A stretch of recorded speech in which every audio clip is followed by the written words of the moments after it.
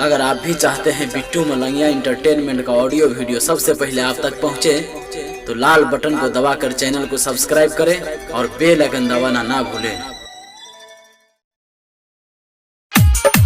Recording Ajmer studio, DJ Ritesh Babu, Ramu Kamina on the beat.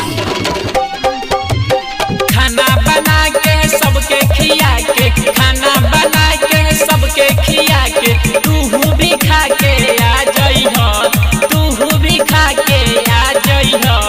हमू सहब तनी तू भी सही दुखाई त जनी चिलइह हो। हमू सहब तनी तू भी सही दुखाई त जनी चिलइह हो। खाना बना के सबके खिया के, खाना बना के सबके खिया के, तू भी खा के आ जइह। हमू सहब तनी तू भी सही दुखाई त जनी चिलइह हो। हमू सहब तनी तू भी सही हमरो के लीह तोहरो के देह,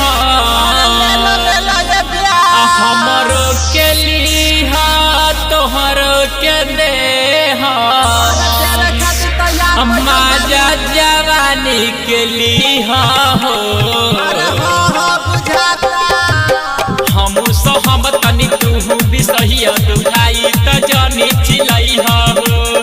हमू सहब तनी तू भी सही दुखाई त जनी चिलइह हो।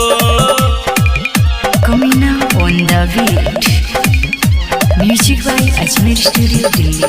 DJ Ritesh Babu, presented by Bittu Malangiya entertainment. Ramu Kamina on the beat.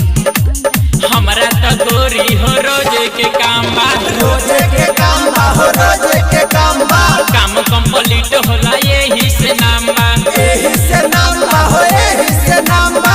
हमरा त गोरी हो रोजे के काम बा, काम कंप्लीट होला यही से नाम बा।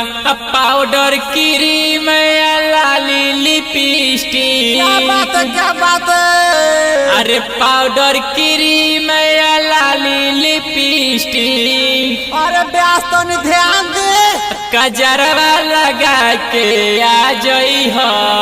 ए ब्याजी उठ लियो खातिर बोल। हमू सहब तनी तू भी सही दुखाई त जानी चिलइह हो। हमू सहब तनी तू भी सही दुखाई त जानी चिलइह हो। Kamina on the beat, music by Ajmer studio Delhi. Mix by Bittu Malangiya. DJ Ritesh Babu, Gopalganj. Ramu Kamina on the beat. चढ़ल जवानी मिलई बुका माटी, मिलाई बुका माटी, मिलाई बुका माटी। चढ़ल जवानी मिलई बुका माटी, मिलाई बुका माटी, मिलाई बुका माटी। सोनू रसीलाया गुडू गुलाटी, राइटर रिपु दुलार देवरावा। अरे चाटत रहो, चाटत रहो।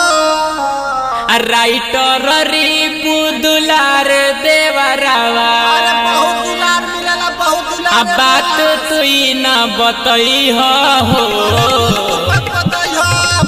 हमू सहब तनी तू भी सही दुखाई त जनी चिलइह हो। हमू सहब तनी तू भी सही दुखाई त जनी चिलइह हो।